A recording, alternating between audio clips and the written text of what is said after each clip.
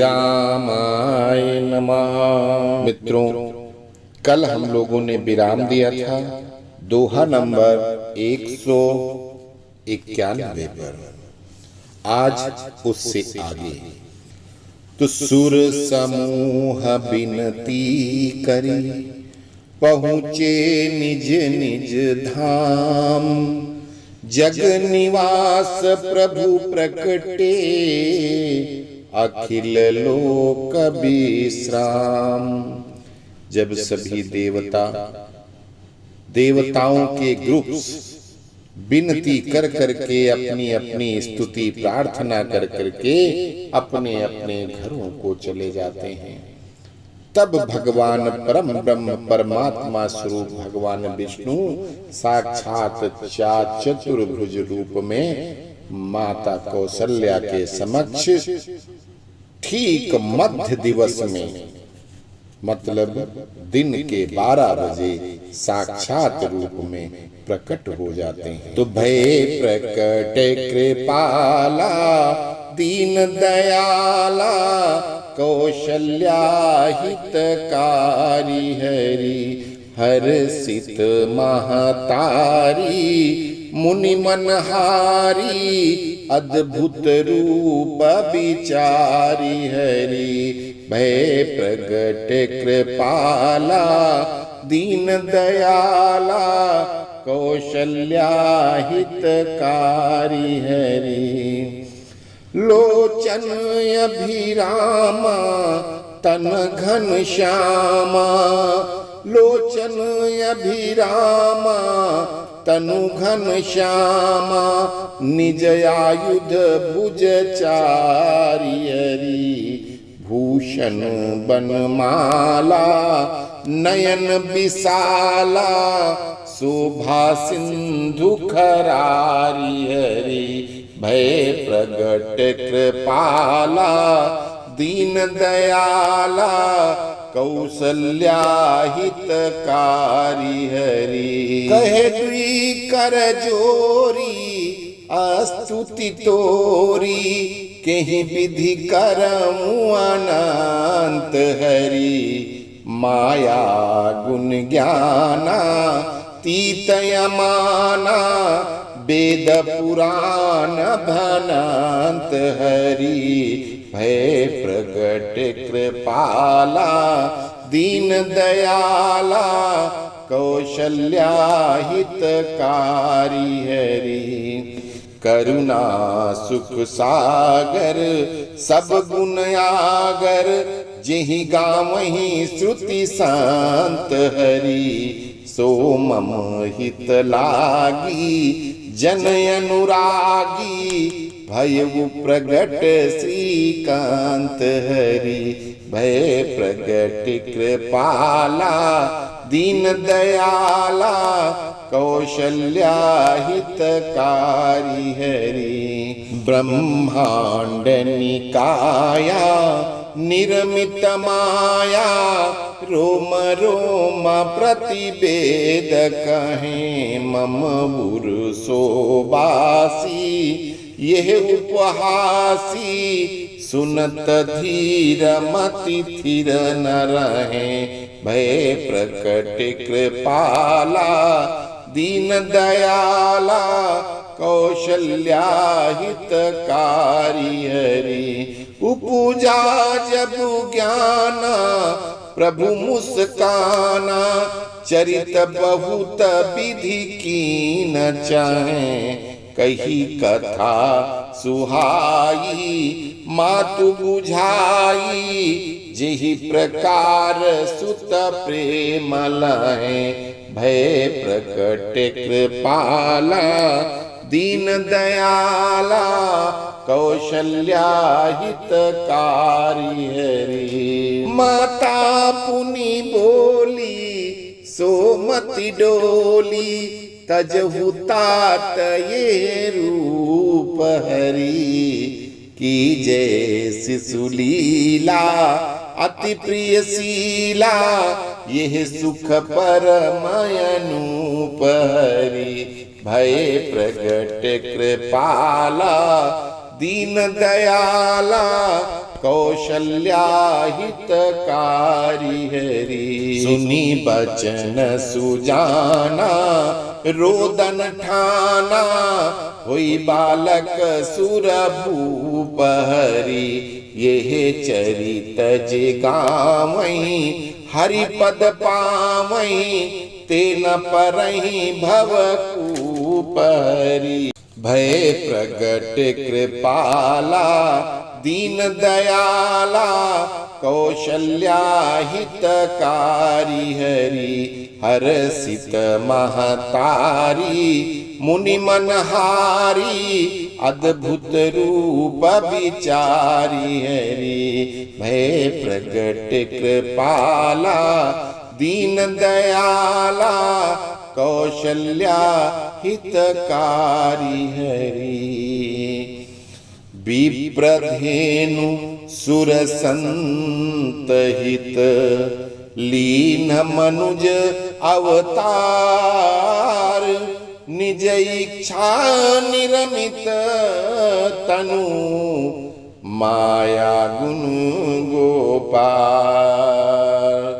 सियापति रामचंद्र शंकर हरि। तो इस तरह से भगवान साक्षात चतुर्भुज रूप में भगवान विष्णु माता कौशल्या के समक्ष प्रकट होते हैं, जिनको देखकर माता कौशल्या इतना हर्षित होती हैं, प्रसन्न होती हैं कि ये मुनियों के और देवताओं के सबके मनों को हरण करने वाले इतने सुंदर अद्भुत रूप वाले भगवान मेरे सामने खड़े हैं, जिनके नयन, जिनके दो कमल के समान आंखें हैं, उनका सांवल घनश्याम बादलों की तरह जो नीले वर्ण के हैं, जिनके सबके सभी हाथों में चारों भुजाओं में अपने उन्होंने आयुध अर्थात शंख चक्र गदा पद्म हाथ में शोभायमान हैं। उनके शरीर पर वनमाला विराजमान है, उनके आंखें बहुत विशाल हैं और शोभा का सिंधु मतलब सुंदरता का सागर कौन है? वो खर के दुश्मन भगवान विष्णु हैं। बहुत मुश्किल से अपने आप को संभाल कर माता कौशल्या अपने दोनों हाथ जोड़ करके कहती हैं कि हे अनंत, हे भगवान, मैं आपकी स्तुति, आपकी विनती कैसे करूं? आप तो माया के गुण खान हैं, ज्ञानातीत हैं। आप वेद पुराण सब कुछ तो आपके अंदर है। मैं आपकी कौन से उस आपकी मैं कैसे विनती कर सकती हूँ? आप तो करुणा सागर हैं, सुख के सागर हैं और सभी गुणों में सर्वोच्च हैं, जिनका सभी वेद पुराण और संत ऋषि हमेशा जिनका गायन करते हैं, जिनके गुणों को गाते हैं। और ये वो भगवान, वो साक्षात परम ब्रह्म परमात्मा मेरे हित के लिए, मेरे सामने खड़े हैं। इससे वो लक्ष्मीपति विष्णु मेरे सामने खड़े हैं, इससे बड़ा मेरा सौभाग्य क्या हो सकता है? जिनके द्वारा पूरा चर अचर ब्रह्मांड, पूरा सारा ब्रह्मांड जिन्होंने बनाया है और जिनकी माया का निर्माण किया और उनके एक एक रोम रोम की विनती सभी वेद करते हैं। वो ब्रह्मांड के जो कण कण में रहते हैं, वो परम ब्रह्म परमात्मा स्वरूप भगवान विष्णु, वो मेरे उर का मतलब पेट, अर्थात वो हमारे पेट में रह रहे थे। ये है बहुत भाई, ये समझ उपहास है, ये हमारा ये उपहास है, मजाक है। उपहास का मतलब मजाक है। माता कहती हैं कि जो कण कण में निवास करने वाले, ब्रह्मांड की रचना करने वाले साक्षात भगवान परम ब्रह्म परमात्मा स्वरूप विष्णु जी हमारे इस छोटे से पेट में रह रहे थे, हमारे उदर में। ये कोई भी बुद्धिमान जिनकी स्थिर बुद्धि है अर्थात पागल नहीं है, तो वो इस बात पर विश्वास नहीं करेगा। माता ऐसे बता रही है। अब प्रभु उनके सामने मुस्कुरा पड़े और फिर बोलते हैं कि हे माता, आपने पूर्व जन्म में हमसे इतनी तपस्या करके वरदान लिया था, तो इसलिए आज मैं आपका पुत्र बनकर आ गया हूं। हे माता, अब आप मेरी मां हैं, आपको मुझे पुत्र की तरह प्रेम करना चाहिए। तो माता कौशल्या, पुण्य का मतलब होता है, दोबारा बोलती हैं। उनकी मति प्रभु ने फेर दी, मतलब बोलने के लिए विवश कर दिया। तो माता कहती हैं कि अगर आप पुत्र रूप में आए हो तो फिर आप अपना ये चतुर्भुज रूप ये त्याग और मेरा पुत्र बन करके शिशु लीला कीजिए, जैसे बच्चे होते हैं उस तरह से बन जाइए। तो माता के ये वचन सुन करके प्रभु तुरंत एक छोटे से बालक के रूप में लेट जाते हैं और रोना शुरू कर देते हैं और माता को अपनी माया से जो कुछ अभी घटना हुई थी सब भुला देते हैं। माता को बस अब ये समझ में आता है कि मेरे उदर से, मेरी कोख से मेरा ये बच्चा पैदा हुआ है। तो इस तरह से भगवान श्री राम का जन्म हो जाता है। और गोस्वामी जी कहते हैं कि ये चरित्र जो कोई भी गायन करेगा उसका भगवान श्री राम के, भगवान विष्णु के चरणों में उसको हमेशा स्थान मिलेगा, मरणोपरांत उसको भव सागर में कोई कष्ट नहीं होगा।